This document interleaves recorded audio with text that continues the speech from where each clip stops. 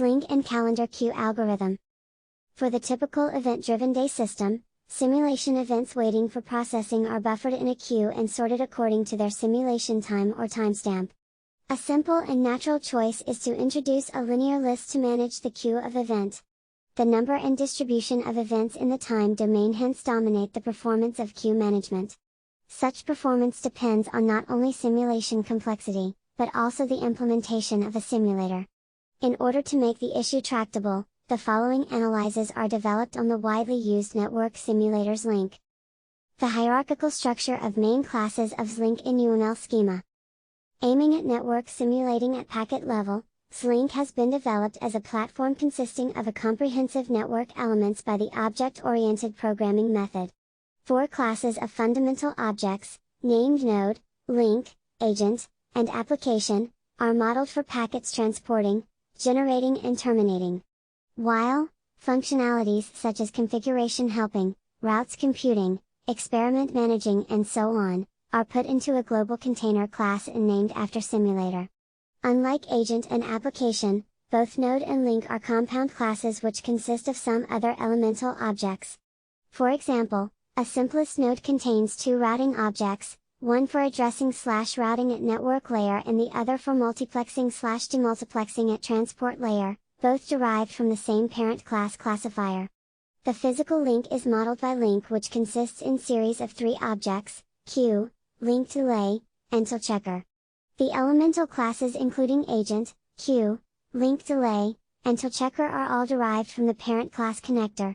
Together with classifier, connector is derived from NSObject and handler in turn, as depicted in Fig.1.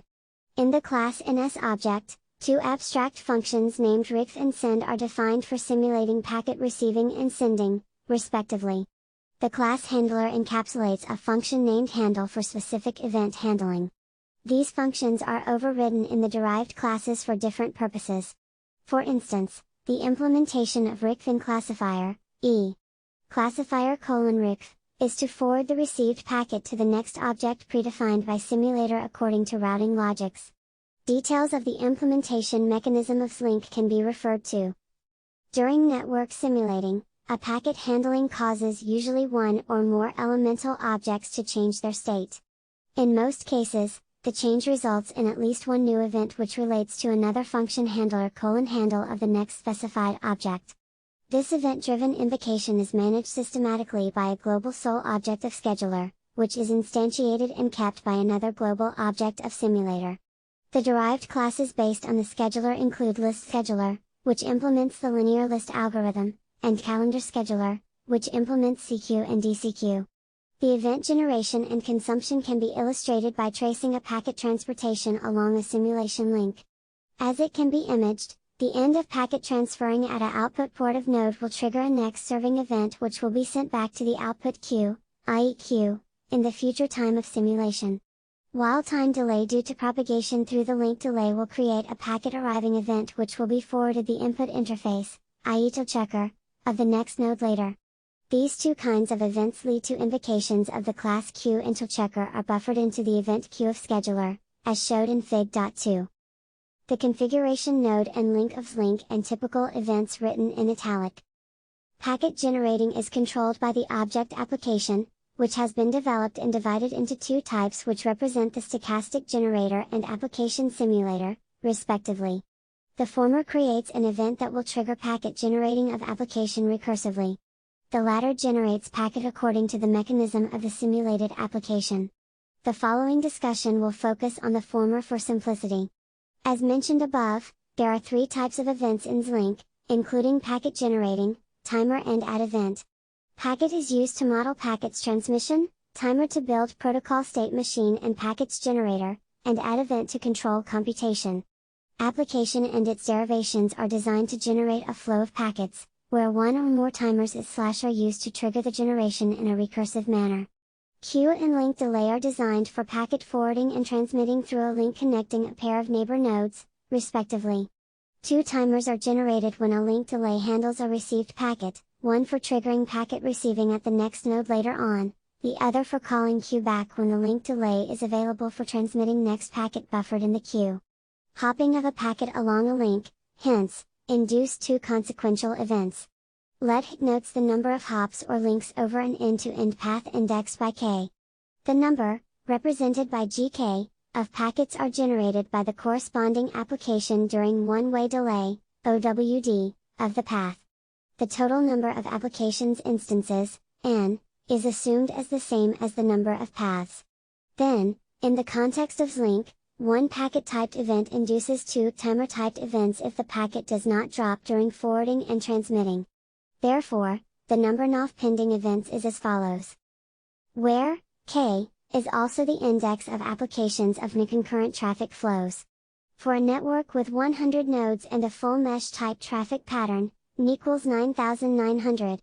For a typical traffic with bandwidth demand 1 megabit per second and packet size 1000 bytes, the packet generation rate RES 125 packet/s. Assuming the propagation delay along each link is fixed as 2 milliseconds and each path consists of 6 hops in average, we have HK equals 6 and OWD is greater than 12 ms. Then it is easy to figure out that the number of events is approximately. Here, for simplicity, we neglect the effects of packet transmitting and queuing at an output port. As one knows, transmitting delay is inverse proportion to the bandwidth of output link, and it contributes an increment to OWD. Queuing can bring about packet drops and introduce a decrement during network congestion. However, as it is the result of overloading, network congestion implies much more pending events. Therefore, the above estimated can be seen taken roughly as the low bound for event scheduling. If n events are buffered in single one linear list, the average times of memory accessing for sorted insertion is about n/2, 105. Such heavy volume of accessing can lead to much too high time overhead. For networks with burst pattern traffics and higher traffic demands, the speed of event scheduling becomes a critical factor for fast simulation. The default event scheduler of Slink is based on calendar queue, CQ, algorithm, which works similar to a desktop calendar. In CQ, a bucket is used to stand for the day of year and store a sublist of events. Events happening on the same day, despite the difference of year, are stored in the same bucket as shown in Fig.3. For simplicity, 5 events, E0 to E4, are illustrated in Fig.3, whose timestamps are defined as 0, 1, 1, 3 and 16 in second. Given that the depth or size of bucket, TB, is 2 seconds in time and 1 year consists of 3 buckets, the length of year, TI, is 6 seconds. Therefore, events E0 to E2 are located in bucket B0, E3 and B1, and E4 and B2 of the third year. The bucket location or index is determined by the following arithmetic computation. Where, TI's the timestamp of an event. E0, E1 and E2 are inserted in the bucket B0 since computations according to 4 result in the same value 0. Again, the computation of the time, 16, of E4 gives a value 2, indexing the bucket B2. The computation of 4 is independent on the number of events in the queue, the complexity is therefore of 01. However, event and queue in a single bucket works as the same way as a linear list. In the case as showed in Fig.3, the insertion of E2 will require 2 extra steps of comparing. The final complexity is dominated by the sorted insertion in the bucket unless the number of bucket is greater than the total number of events and the distribution of event and time is uniform. The structural relationship between event and bucket in CQ. Actually, bucket plays as a container and its size determines events partitioning. The fixed structure of bucket becomes an obstacle for performance improvement. It has been shown that a skewed non-uniform distribution of events in the time domain can degrade the performance of CQ.